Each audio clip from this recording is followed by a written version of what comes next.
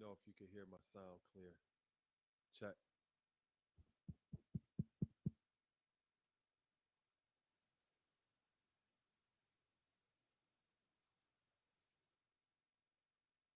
check.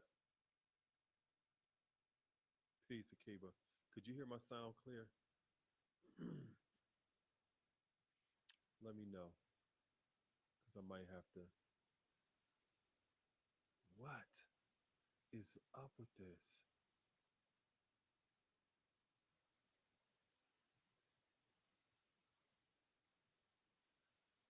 Could you hear my sound now? What about now?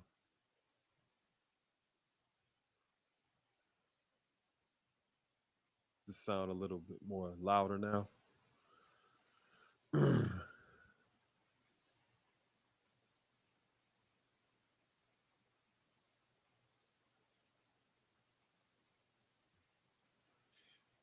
I strive to raise the volume. Okay, good, good. Oh man, I was striving to go live on Facebook, but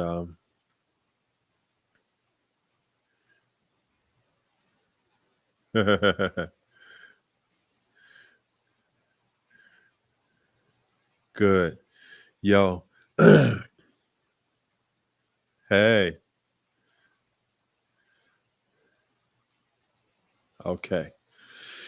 Yeah, so today I wanted to just share an experience I recently had, and willfully it can help not only encourage but empower other adults, parents, and guardians with how to be able to unpack and process experiences like this as our younger ones get older. Um, so let me start off with today's mathematics because that's traditionally what we do. Today's the 18th, which is knowledge, build, or destroy, 1 and 8. And what that informs us to do is to realize that knowledge as our foundation or as facts represents not only our constitution and our sense of integrity, but what we stand on and how we approach things that we build or construct and things that we want to remove or destroy out of our life. And it's critical to make sure that we have the proper knowledge and the foundation in order to actually do that. Now, when you look at the 18th letter in our alphabet, that's the letter R, which represents rule or ruler in our supreme alphabet. So when you think about a ruler it has two meanings to it. One, it's a person that governs with authority, but then a ruler is also a tool that's used to draw a straight line. So that's the relationship with governing anything with authority, that it has to be done with a straight perspective or with the sense of being perpendicular or upright or a sense of ethics and morality. Because if a person's not governing something with that mindset, then it's only a matter of time before you undermine your ability to govern with any kind of authority. You actually undermine your own authority when you don't set an ethical standard or a sense of morality, because the people who you're striving to govern can't trust you. They won't have confidence in you. And sometimes people think that they can rule out of fear or control, but that is not sustainable, because it's only a matter of time where the people ultimately gather their strength in order to overthrow this person who becomes a tyrant. So being a ruler or governing with authority requires you to use a tool known as a ruler, to be straight up in what you're doing, to be perpendicular, to have a sense of ethics and morality. Um, Also, when you're talking about knowledge to build or destroy, that ruler or that person that's striving to govern with authority, not only that sense of morality or ethics, they have to stand on facts as a foundation. Now, as I share this experience that I recently had, I'm going to tie in the mathematics as well as the alphabet to give you some more insight into how we utilize these tools in our practical life. Now, Every year here where I live, there are festivals that go on. And one of the festivals that I constantly attend is a wildlife festival that we have here in our area. And that wildlife festival, it highlights not only the landscape of the Niagara region, but also it highlights some of the fauna, the flora, as well as the wildlife that lives in this area. So they have various different vendors, people doing different type of demonstrations. Children have an opportunity to see up close and personal some of the type of animals that live in this area. They have activities for youth such as fishing and archery. They have a lot of various different things that revolve around the whole idea and concept of nature and wildlife. Now, as Black and Brown people or BIPOC people, Black people or people who are indigenous and people of color, a lot of times when you look at these type of spaces like fishing and hunting and all of these different other type of outdoor like activities, hiking, you may not see a lot of us in those spaces, you know. And it's the exact same way with the wildlife festival like this, that there's not many Black and brown people who are attending festivals like that. You know, I've always been into nature. And when I was in second grade, when my teacher asked me what I wanted to be when I got older, I told my teacher I wanted to be a zoologist. So I've always been a person that was into nature and being outdoors and all of that, right? So festivals like this is right up my alley. You know, so I'm always attending festivals like this, and I'm always in the minority. There's not many Black people who are going to these type of festivals. It's usually a white space, right? So this year was one of the first years that the festival was held again because of the shutdown and the pandemic and everything. So I was pretty excited to be able to go. So I got Anusha and I had her sister Aisha, and we went to the festival.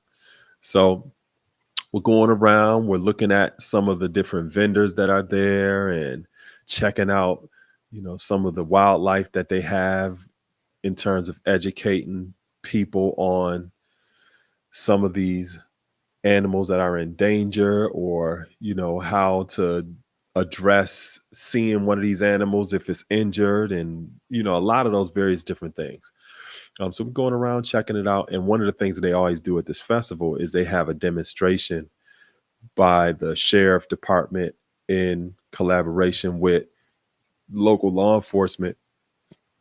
And they do canine demonstrations and show you how they train canines, and they do all of these different type of activities in order to teach you just about that aspect of law enforcement. So usually you get a big crowd when they're doing a canine demonstration, right? So they're doing a canine demonstration and it's a big crowd. So me, Anusha, and Aisha, we walk up and we're standing, you know, in the crowd with everybody else. So Anusha, keep in mind, she's 3 years old. She sees two white children standing close to her, and they had to be about 7, 8 years old. They were older. You know, I could tell that they were probably in like second, maybe third grade, and they both had balloons. So those of you who see videos that I share of Anusha, or those of you who know us personally, she's social. She will talk to anybody, you know, and she has that sense of confidence about herself. So she sees the two children with the balloons, and she looks and she walks right up to them, and they're standing right near us, maybe 3 feet away. And she looks at them, and they're taller, so she looks up at them, and then she says, "Where'd you get those balloons?" So the children look down at her, and they're just standing there staring at her while she's talking to them. She said, so she repeats it. "Hey, where did you get those balloons at?" They're standing there staring at her, and then they just turn their back and start to walk off. They're with what I would assume to be their parent, their mother. So Anusha, with her little persistent self, she don't stop there. She walks right over a few feet on the other side of me where the mother is and walks up to the mother and says, "Excuse me, where did they get those balloons at?" The mother looks down at Anusha, hears her talking to her, and turns her head and ignores her, and they all walk off. So now when they do that, Anusha turns around and looks at me with a puzzled look on her face because she repeated herself at least 3 times, twice to the children and then once to the mother. They looked dead at her, but just straight ignored her and walked off. So now she's sitting there with a puzzled look on her face. She didn't understand what actually happened.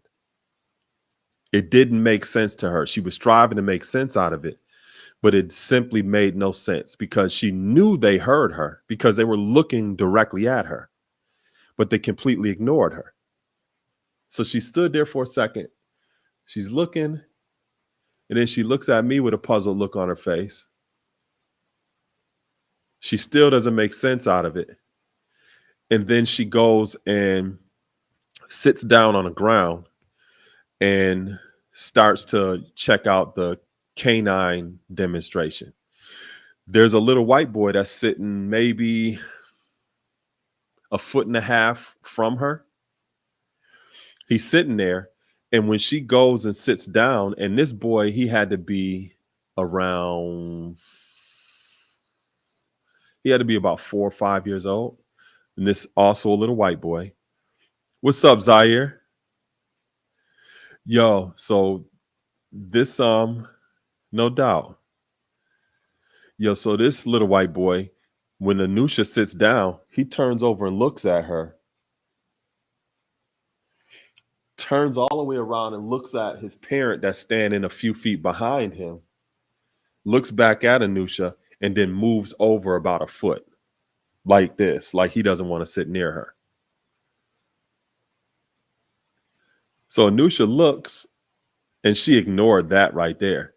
But that was the second instance within a 5-minute span that I was present to actually see her experience a racist encounter and not know how to process that or what was actually going on. You know, after that, I told her, I said, "Come on, y'all, let's get ready to go." And I just mentioned how people are not nice. Because you think about it, she's young.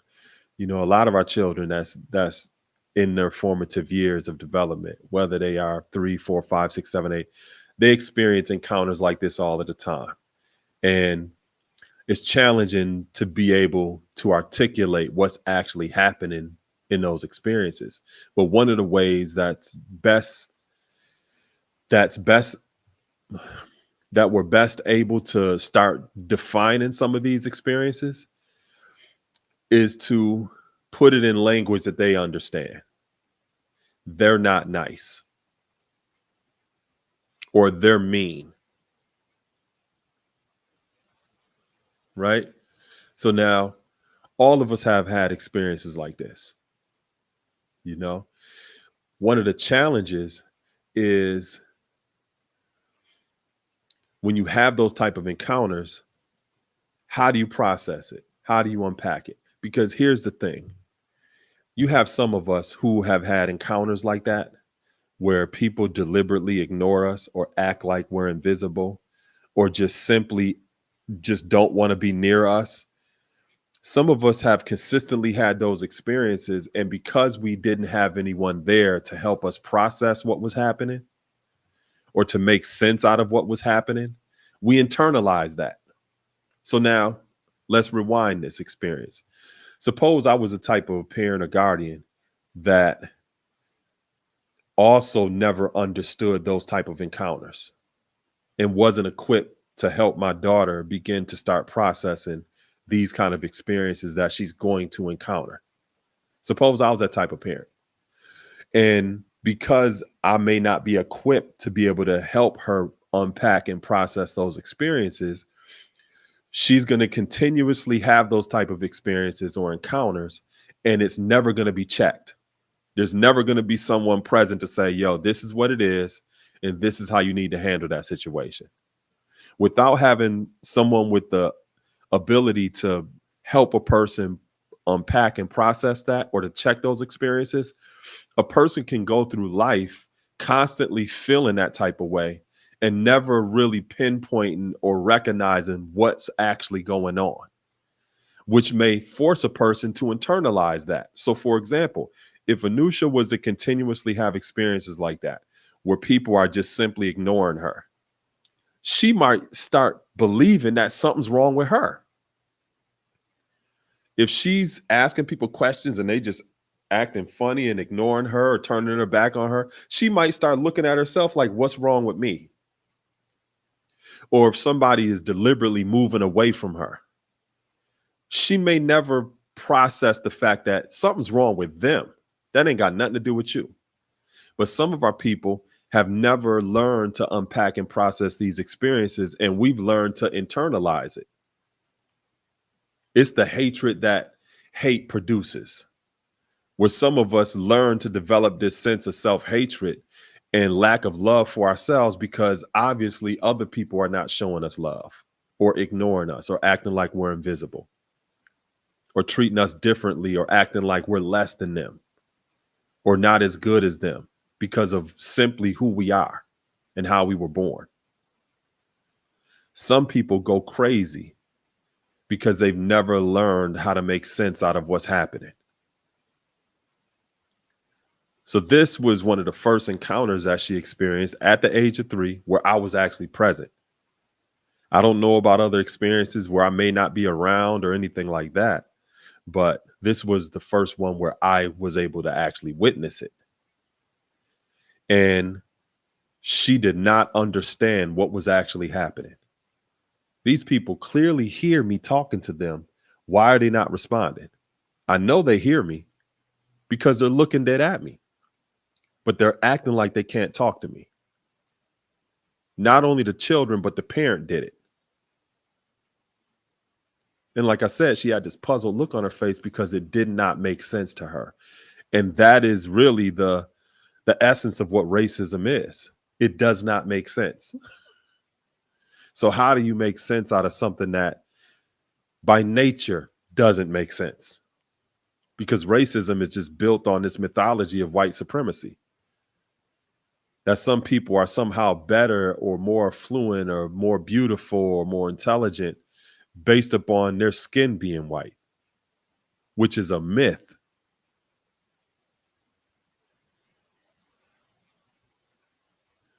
So here's one of the most insidious or the worst things about encounters like that. When children experience these type of encounters of racism, where it's hard for them to actually articulate or put into words what's actually happening to them. When you're in your early childhood development, part of that process is you're learning about spatial awareness. So, for example, when a child begins to grow,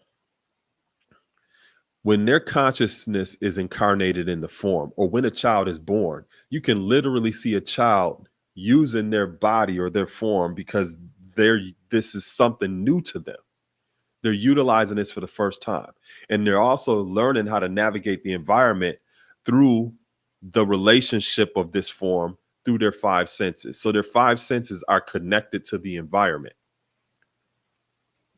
So they're learning what is known as spatial awareness. They're learning the difference between here and there, in and out, up and down. They're learning how to navigate the environment. And as they move from their pre-verbal years, or the years where they're not speaking, into their verbal years, they're also learning the language to articulate that spatial awareness.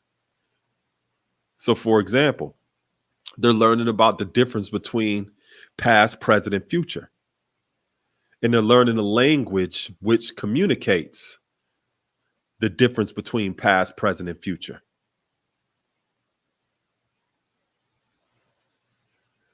So, in terms of spatial awareness, a child has to learn the distance or the difference between sitting right here or being in a kitchen to being in another room, or to get to the couch, or 5 feet in that direction, left, right. They're learning how to navigate their environment and the space that they exist in this form.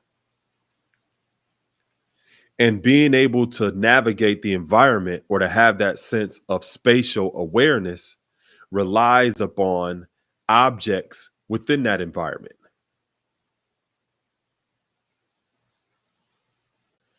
So, for example, if you are with a 3 or 4 year old, they have to learn the difference or learn to understand what over there means. So if you were to tell a 3 or 4 year old, could you go get that for me over there? They have to learn what there means, which is different than here. On a cognitive level or on a conscious level, they're learning about spatial awareness, the distance of certain objects from themselves. Here's the insidiousness or one of the worst things about what racism does. Racism warps a person's sense of spatial awareness. So, for example, if you're driving in a car and you look out that passenger side or that driver's side mirror, right on the bottom of it, it may tell you that objects appear closer than they actually are. So that mirror itself is kind of a warped perspective of what you're actually looking at behind you. Things appear closer than what they actually are. Or it may say things appear further than what they actually are. What racism does is it gives people the idea, the expectations that things are not where they actually are at. What do I mean by that? You've been working at a company for 10 years. You, based upon productivity, are the most qualified person in that department. In fact, you've consistently trained other people for how to effectively do the job. That's how valuable that you are. You're a Black and brown person in that position, which is a majority all white company that you work at. Different promotional opportunities come up consistently. Based upon your work ethic, your productivity, you are the obvious candidate to get that promotion and to be given a position formally that you have informally been doing for well over 10 years. In other words, in title, you might not be a supervisor or a manager, but all of these years you've been carrying out supervisor and manager responsibilities. You're just not getting the pay or the title that's equivalent to those job duties that you've been doing. But every time a promotion comes up for one of those positions, it seems like the people that you were training just jump right over you like leapfrog.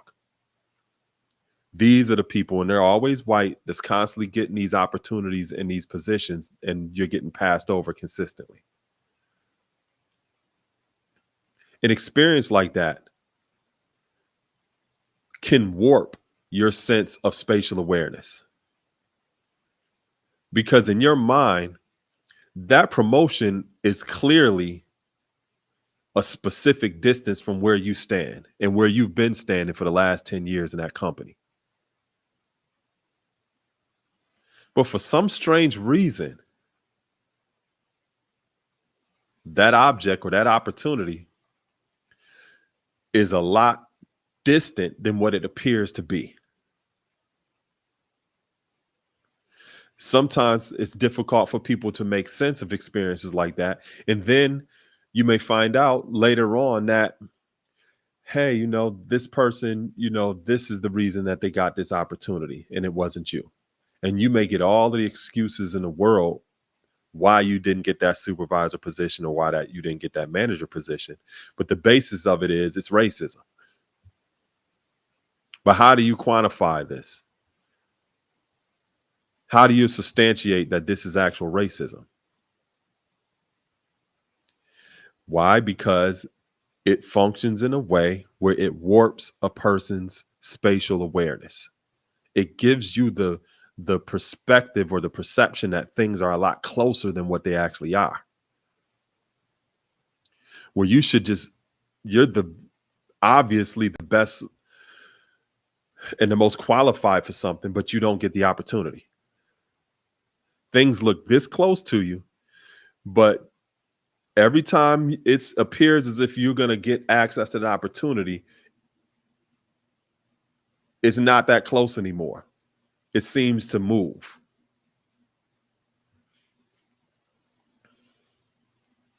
When a person doesn't understand what's actually going on, they can end up internalizing these type of experiences and encounters and start thinking that something's actually wrong with them, that they're the problem. So now take, for example, let's go back to Anusha. She's 3 years old. Suppose me and her mother weren't the type of people that could help her unpack and process these encounters. Like many of our people don't have people in our lives or in position to help us unpack and process these encounters. You may have a black or a brown person that constantly has these encounters where not only do they start to devalue themselves or to feel or believe that something's wrong with them, the opposite is also true. They might start to feel and believe that everything is right with other people. So they may bend over backwards and do everything in their power to get as close to white people as possible. Because obviously everything is right with them. And here's one of the negative consequences of that. We may find ourselves consistently in abusive relationships. Because if somebody don't want you around them, or they clearly don't like you, and you're constantly trying to get them to like you, and you're constantly trying to be around them, the only thing that they can possibly do is abuse you. Because they already don't care about you. They already don't have any love or concern for you. And that's all that they can actually do is abuse you. And some of us have consistently put ourselves in positions like that because we've never learned to unpack and process these type of racist encounters, realizing that the people who are doing this are the ones, it's something wrong with y'all. Y'all are the ones with the problem. It's not me. But again, when children go through this, it can bewilder them. It can confuse them.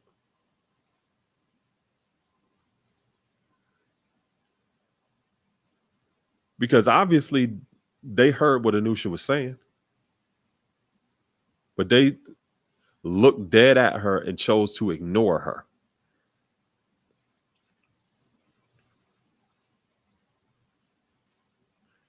And like I said, when children are young, it's difficult to be able to articulate to them what racism is and how to even deal with it. I mean, many of us as adults still have not effectively defined what it is and how to deal with it. So some of us are still unequipped or ill-equipped to be able to deal with it. But with children, you have to be able to frame it within the context of the language that they're starting to learn and that they're familiar with. That was mean for them to do that. That was not nice. You put it in very simplistic terms. That was not nice. That was mean. Because now they can start associating certain words with specific behavior that they're going to constantly encounter, unfortunately. And the next time that they experience being deliberately ignored or people moving away from them like something's wrong with them, they can call it for what it is. They will be able to recognize it and frame it within the proper context of that person is being mean. That person is not nice.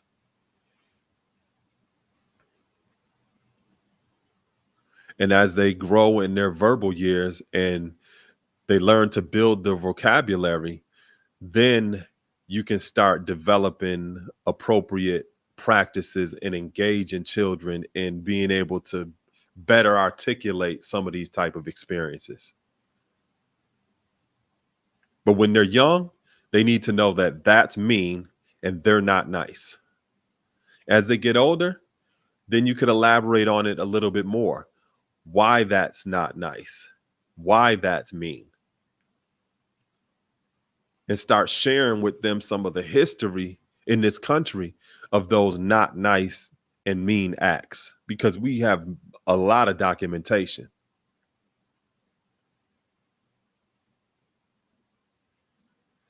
But again, at the same time, it's important for us to also reinforce our own identity and our sense of value. Because every time we have one of those type of encounters where people act like we're invisible, or they ignore us, or they act like we're less than them, or we're not as important, or they don't want to be around us, if we don't have positive affirmations, or if we don't have positive iconography within our house or in our space, or if we're not engaged in positive content or have relationships with people to reinforce our identity, we may begin to internalize this racism that people are actually putting us under.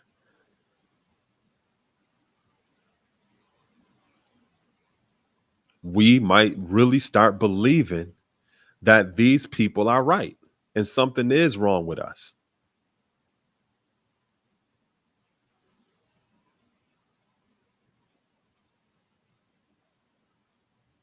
So we need to be able to have the knowledge as a foundation in order to retort or to address those type of encounters that we experience. And have the language to be able to retort it.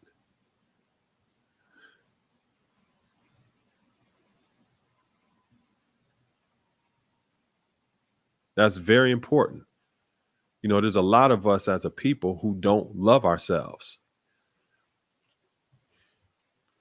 A lot of us don't love ourselves because we have not ever learned how to unpack and process all of these racial encounters that we constantly deal with. And living in a society where everything around us is promoting a white supremacist ideology, where that's considered the standard of normacy. As Black and brown people in this society, we all go through that unassurity when it comes to our identity. Some of us have more of a crisis than others, but we all go through that. We all experience that sense of unassurity where we doubt or question ourselves when we never should, because other people are never doubting and questioning themselves. But because of our encounters with some people, we may look at ourselves like, why don't they want to be around us? Why they treat us like this? Is there something wrong with me? And those of us who have internalized is something wrong with me, some people don't want to be themselves. They do everything in their power not to be Black or brown. They do everything in their power to be other than themselves, thinking that If they can just get as close as they can to white people and to white culture or to white social norms or white heritage or white expectations and principles and if we can just get as close as we can to that, maybe we won't hurt as much as we do. Maybe we will be accepted. And some of us actually have that mentality where we have that level of self-hatred, where we want to be as far away from black and brown people as possible because we constantly had to deal with these type of encounters. So as adults, we have to be equipped with helping our children be able to unpack and process these type of racist encounters.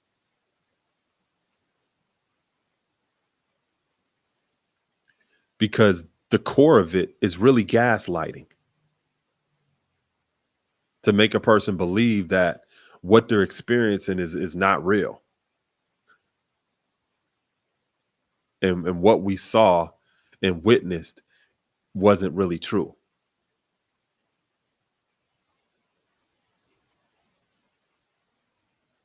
And if we're constantly experiencing this and constantly being confused, it's difficult for us to be able to determine fantasy from reality and have a sure sense of who we are.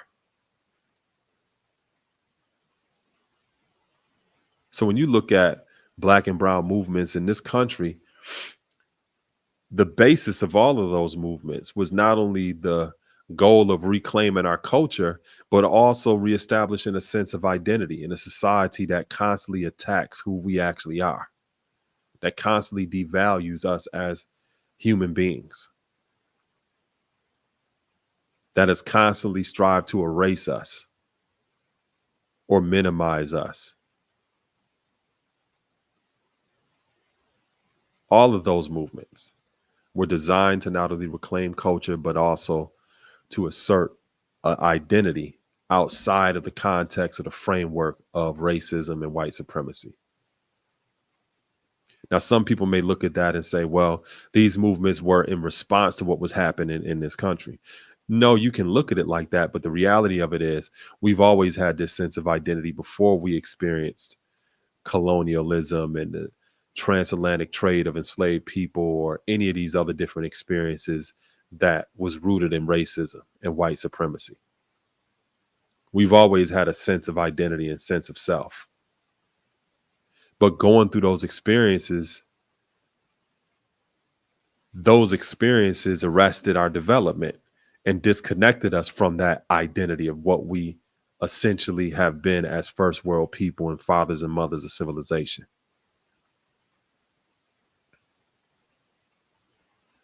So that's why I said it's a reclaim of culture. What I'm sharing right now is not the response of what is happening in this country or in other different places where you see racism and white supremacy. It's not in response to that. It's proactively aligning ourselves with the way in which we've always seen ourselves before racism, before white supremacy even existed.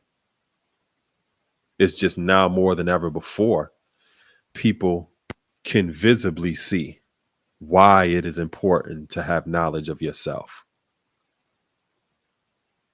why it is important for you to have a healthy connection and relationship to your people in a society that constantly attacks your identity.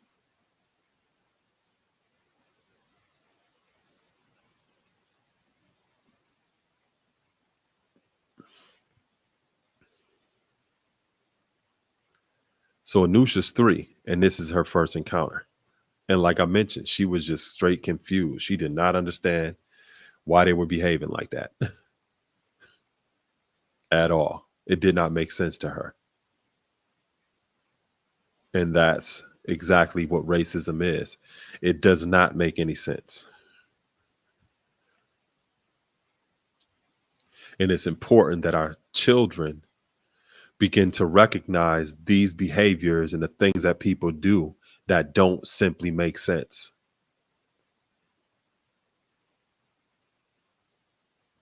Because as they get older, they're going to have to learn these things and be able to properly articulate it, because they're going to have to be able to navigate a society where you're going to consistently deal with these type of encounters until we begin to change some of the social norms and the behaviors that people have.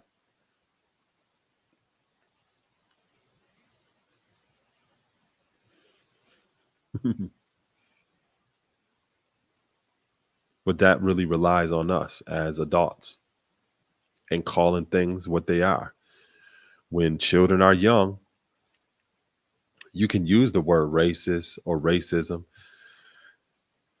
but the best language, or the most developmentally appropriate language when children are young, is to simply say that this behavior is mean and that's not nice. Simple. As they get older, they can learn some of the nuances of why that's not nice, why that's mean, and where that meanness or where that not nice behavior comes from. As they get older, they can start getting introduced to the origin of this meanness and why some people are not nice. But when they're young, they just simply need to learn and recognize the difference between people who are being fair and who are dealing with equality, and people who are being mean, people who are not being nice.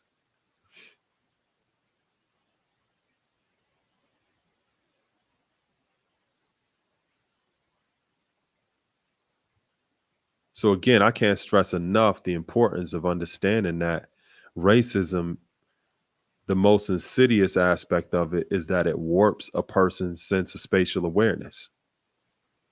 It gives you an illusion that things are much closer than what they actually are.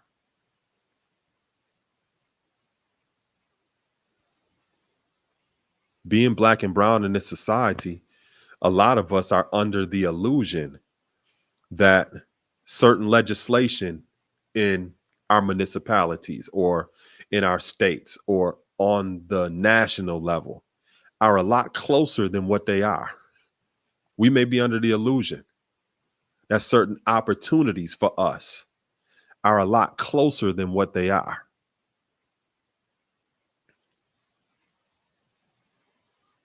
It's like a mirage.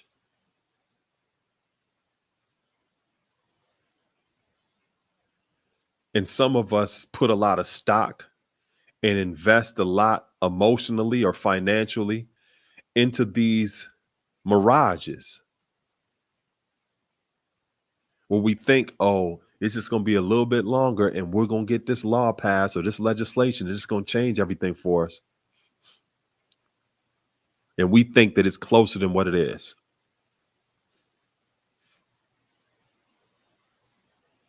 Or I can't wait to get this opportunity.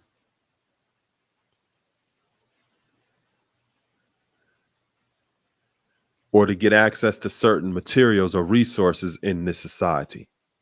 Things may appear a lot closer than what they are. But soon as we get somewhere in proximity to that legislation, to that opportunity, to those materials, or to those resources, we realize that it's a lot further away than what I actually believed.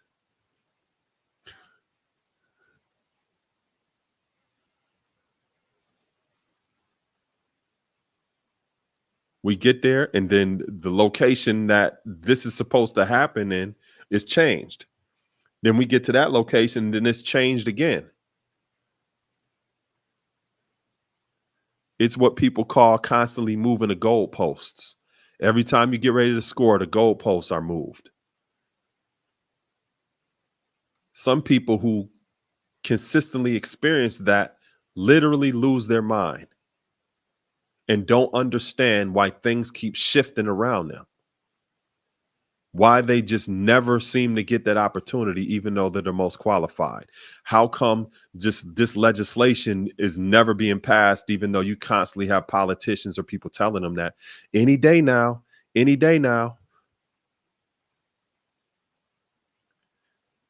or these resources that you see being distributed to other communities, how come you always seem to be in proximity to those resources, but they never come into your community? And there's no real logical explanation why. Some people literally lose their mind seeing things shift around in the environment like that because it warps their sense of spatial awareness. Their proximity to objects or resources or legislation or opportunities is constantly moving around them. Where sometimes they internalize it and think something's wrong with them. Maybe it's something wrong with me. I could have sworn it was right there. But as soon as I get there, it disappeared.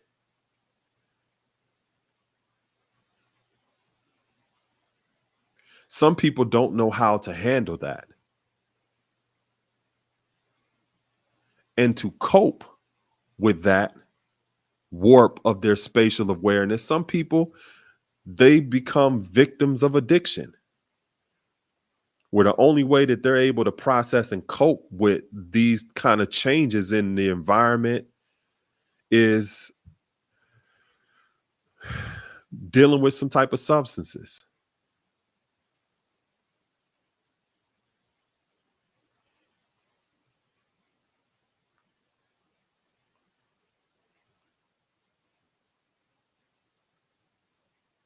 Well, here's the thing. When you say peace, love, and compassion has to be at the core, it's difficult to have peace and love and compassion if you're constantly experiencing encounters that doesn't promote peace but promotes war, doesn't promote love but promotes indifference, and is not empathetic. It's hard for you to love yourself when you're constantly in spaces and having experiences where people treat you with no love. Many of us consistently go through that, and it's hard to find love within yourself when it's not reinforced in your environment.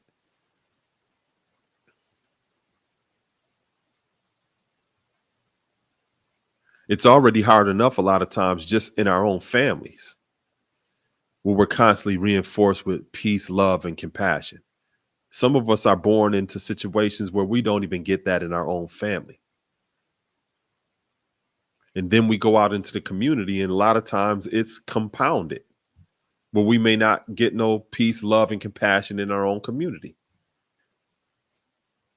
So it's hard to find love within when you don't see it reinforced or evidenced in your own environment.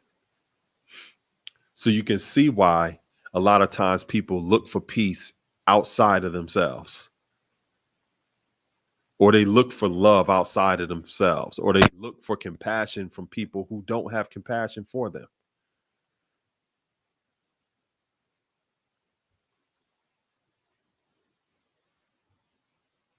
So in terms of learning it for yourself, it's like what I mentioned a little earlier. We have to build spaces that reinforce our identity. We have to have positive relationships that reinforce our identity. We have to have spaces that have iconography or images that consistently reinforce our positive identity. We have to build vocabulary or language and expose ourselves to history and experiences that reinforce our identity. People who are classified as white in this society, they don't have to deliberately do that. Everything around them does exactly what I just said.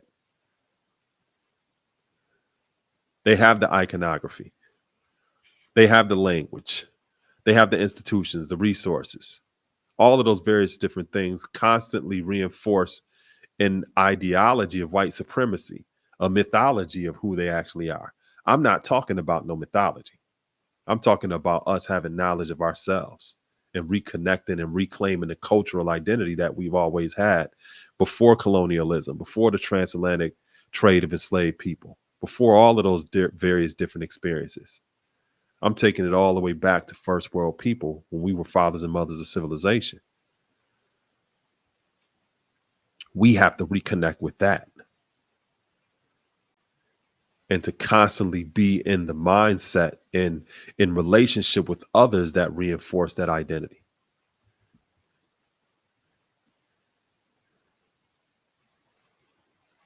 My queens, my daughters, their entire life, I've called them queen. They've always gotten that from me.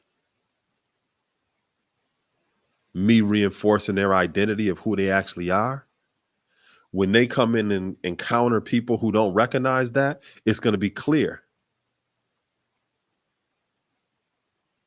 It's going to be a departure from what they're used to seeing in themselves and how they feel about themselves, because I made sure that I created that environment that reinforces their identity.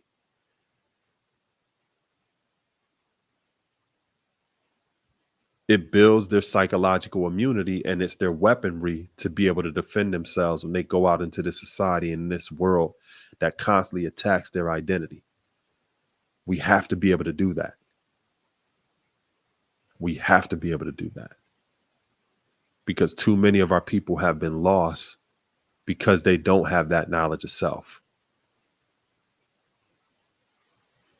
And when you don't have knowledge of who you are, you become a savage in the pursuit of happiness. You begin looking for things outside of yourself that simply don't exist, which makes you easily led or a tool and a slave to other people. They can use you.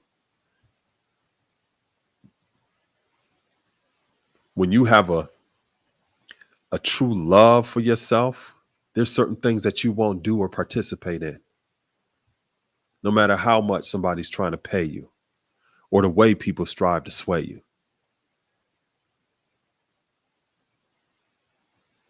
Your love or that integrity becomes a part of your constitution, or that is your foundation. So it goes back to what I was saying earlier about knowledge build or destroy, or today's mathematics. That foundation or integrity or constitution that you stand on is a solid and firm foundation that you utilize as the mid measuring stick of how you build and destroy. When your foundation is solid and sure, the choices that you make are designed to help you add on the positive to your life, and you don't engage in activities that are negative or that take away from that.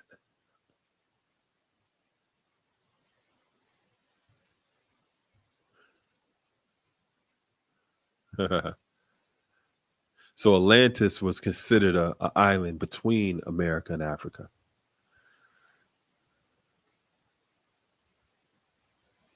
In terms of the legend or the tradition.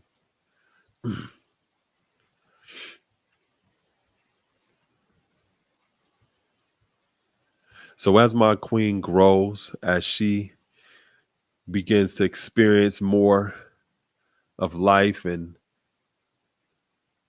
have other encounters like this, she'll have a better sense of how to actually address it and to navigate around those kind of experiences.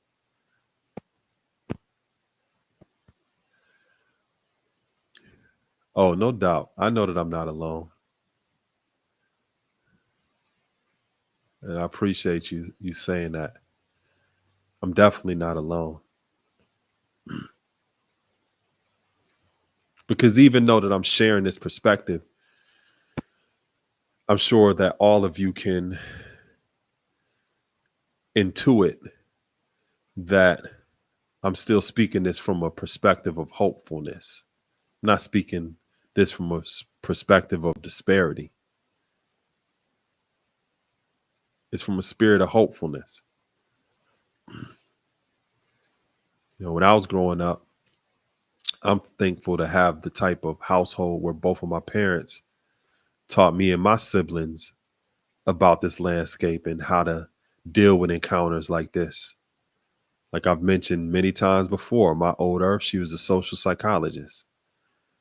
So she taught us a lot of different techniques and how to deal with various different things that come across our path. My old dad, he was more social and culturally conscious, and he collected African artifacts.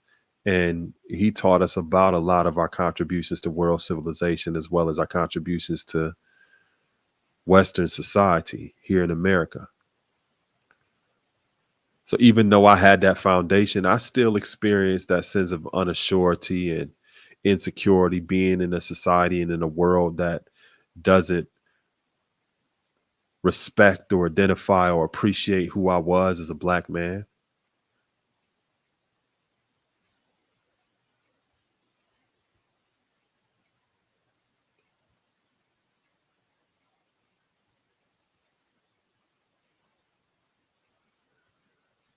So even though I had that foundation, I've still dealt with encounters. And that's what I strive to pass on to my children. This is how you deal with encounters like that. They don't define who you are, but just realize that we live in a society where people still feel as though you are not equal to them, who still live according to a myth of white supremacy, who still operate sometimes unconsciously from a racist perspective. And you're going to have to learn how to deal with those type of encounters without losing yourself in the process, which is vitally important.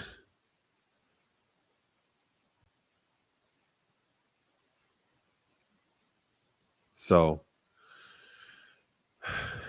I just wanted to come on for a minute and then just share some of my perspective on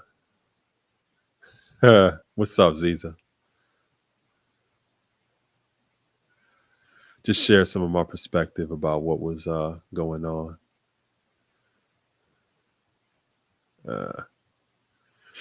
But that is one of the most insidious things about racism. People act like it doesn't exist.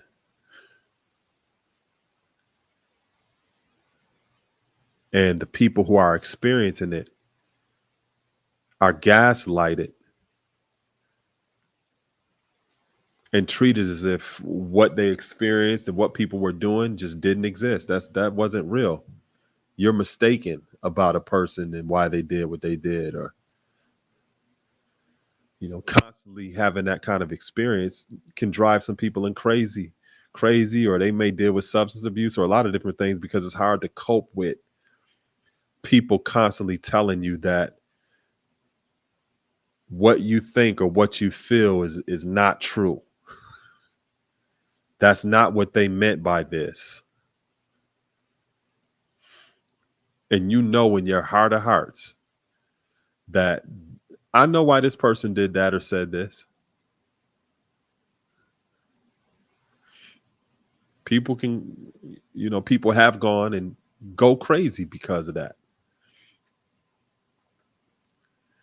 And as our children experience these things, we have to be in a position to be able to help them unpack and process this, because it is going to affect their self-esteem and their identity. Because if they don't learn how to unpack and process these racist encounters, they may grow up believing and feeling that something is wrong with them, that people are treating them a certain way, or they don't want to be around them, or they don't have certain type of opportunities or access to resources because they're the problem.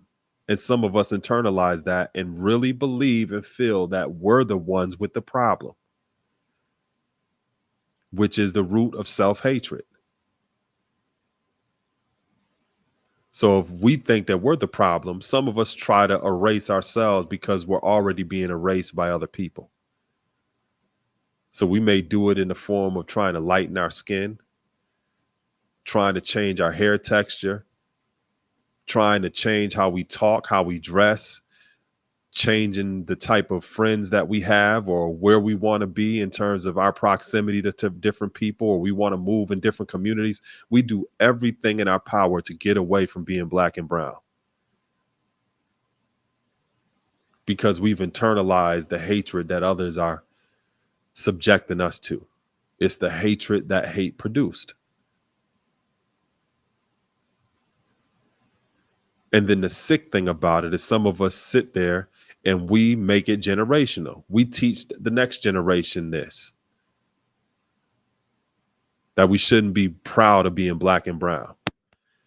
And we should do everything in our power to be as close as white as possible.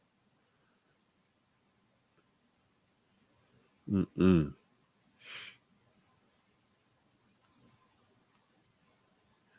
But as adults, we have to be responsible for showing our children the way and making sure that they have a positive sense of self and that they have the right weaponry and the psychological immunity to be able to withstand these attacks on their identity, to know how to deal with these racist encounters without losing themselves in the process. We've lost too many of our people, and we cannot afford to continuously lose more of our people. So I appreciate y'all tuning in and just taking the time to listen to what I had to share tonight. If you're interested in learning more about my Atlantis School for Gifted Youngsters, you can go to the link in the comments and check it out first. If it's something that you would be interested in supporting, please do. We could always utilize your support. This is my second broadcast, and I think I probably might broadcast in this particular room moving forward. I think I'm not sure yet, but this is my second broadcast here on site at the Atlantis School for Gifted Youngsters. Those of you who've been keeping track of what I've been doing over the last couple of years, I've been going through a renovation project to eventually open my Atlantis School as an early childhood learning center and after school program for school age children. And I'm literally right at the finish line in terms of being able to open this space and to start programming. A part of that process is me finishing up a few things that are a part of my fire and safety inspection that I recently had. And I'm just excited for where we're at right now in this process. You can check out this progress on my Facebook page. Just go to Atlantis School for Gifted Youngsters. You can also follow me on Instagram at Atlantis Build and see the progress of my Atlantis School. Again, if you wanted to support, you can check out the link that I put in the chat. And your contributions are well appreciated. So before I end tonight's broadcast, do I have any questions related to what I was discussing tonight? Don't ask me about the flat earth, or do I believe that there's 12-foot people on Mars? You know, maybe we can talk about that another time. But tonight, I'm just really talking about racism, how to deal with racist encounters, especially when they're happening to children who are young, and making sure that they have the appropriate language to recognize these behaviors in the language that they understand. So when children are in their formative years, they're learning about the difference between what's nice and what's mean, or sharing and equality, things along those lines. So it's important to make sure that we frame those kind of encounters or experiences within the language that they're learning. That was mean. That was not nice. And as they get older and they build their vocabulary, it enables you to engage them in developmentally appropriate practices as well as content, which helps give a broader context to why that was mean, why that was not nice. But when they're very young, uh, developmentally, cognitively, they're not at the stage in their development where they can actually unpack and process what racism is. But they are at a stage in their development where they know what is mean and what is not nice. So, again, I appreciate y'all taking the time to tune in, and I'll build with y'all again another time. Peace.